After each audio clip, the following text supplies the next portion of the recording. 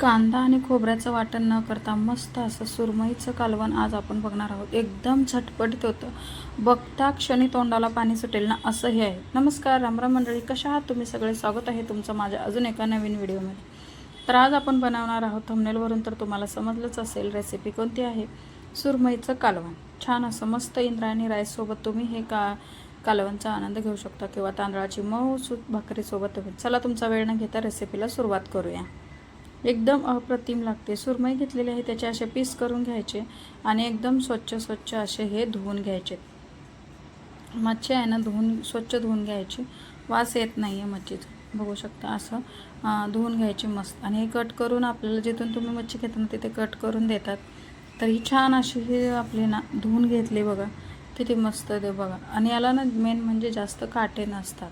आता सुरमई असते ना तिला माणसं म्हणतात की एकच काटा असतो, पण असलं ते ह्याच्यासाठी आता आपण बघा 10 ते 15 लसूणच्या पाकळ्या घेतलेल्या आहेत.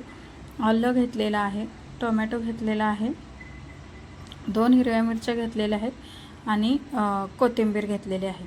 आता आपल्याला बघू शकता तुम्ही इथे कुठे कांदा खोबरं वगैरे यूज नाही करायचं आपल्याला. ते बिना खोबऱ्याचं कांद्याचं हे मस्त असं छान असं सगळं एकत्र करायचं आणि याचं वाटण तयार करून घ्यायचं. हे करायला एकदम कमी वेळामध्ये होते, पटकन असे होते. हाताशी जर मच्छी असेल ना तर एवढी पटकन होते, पटकन असे झटकन होते. बघू शकता तुम्ही पेस्ट तयार केली. छान असं 2 चमचे तेल घालायचं ह्याच्यामध्ये. कढईमध्ये जाडबुडाची कढई घ्या किंवा तुम्ही नेहमी जे वापरता ते घालायचे. आता ह्याच्यामध्ये तयार केलेली पेस्ट घालून घ्यायची. मस्त छान असं फिरवायचं जेणेकरून मसाला सर्व भाजला पाहिजे. अशा पद्धतीने फिरवायची म्हणजे मसाला, बघू शकता मसाल्याला तेल सुटलेला आहे. जो मसाला क्वांटिटीमध्ये जास्त दिसत होता तो जसा व्यवस्थित. थोडेसे आता खाडे मसाले घालून घेऊया, जे पण आपल्या घरी उपलब्ध आहेत ते. हळद घालायचे. घरगुती कोळी मसाला, घाटी मसाला कोणताही तुम्ही इथे यूज करू शकता. जो तुम्ही नेहमी वापरता तो सुद्धा तुम्ही हे करून घेता. परत एकदा ह्याला मस्त छान असं मिक्स करून घ्यायचं, हलवायचं छान असं होते. आणि असा हा मसाला आहे ना झाकून त्याला तेल सुटेपर्यंत 1 मिनिटभर किंवा 1 ते 1.5 मिनिटभर इतकंपर्यंत तुम्ही हे वाफवून घ्यायचं. बघू शकता छान असं मसाल्याला तेल सुटलेलं आहे बघा, किती मस्त छान तेल सुटले. मिक्स करून घ्यायचं. आता आहे ना आपल्याला व्यवस्थित मिक्स करून घ्यायचं. हा ना ब्लॉग तुम्हाला थोडा जरी आवडला ना तरी चॅनलला सबस्क्राईब नक्की करा आणि लाईक शेअरसुद्धा करायला अजिबात विसरू नका. तर याच्यामध्ये 1 ग्लास मी तर पाणी घातले, पण तुम्हाला जितकं थोडंसं पाणी एक्स्ट्रा हवं असेल किंवा कमी हवं असेल तर या पद्धतीत पण 1 ग्लास 1.5 ग्लास तर पाणी तुम्ही ह्याच्यामध्ये आराममध्ये यूज करू शकता. बघू शकता कन्सिस्टन्सी त्याची किती छान असे आलेले आहे.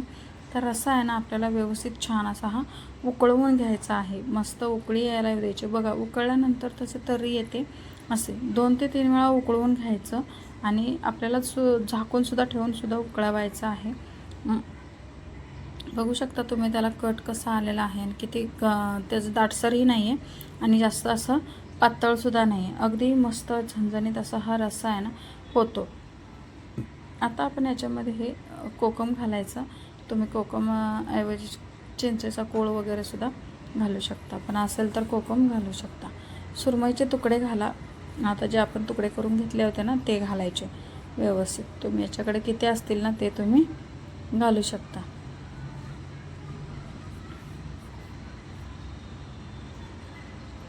बघा छान असे तुकडे घालून घ्यायचे आणि व्यवस्थित ह्याला बुडेल इतका आपला रस्सा आहे. आणि थोडंसं जर तुम्हाला काही वाटत असेल कमी जास्त तरी तुम्ही सुरुवातीलाच पाणी वाढवून घेऊ शकता.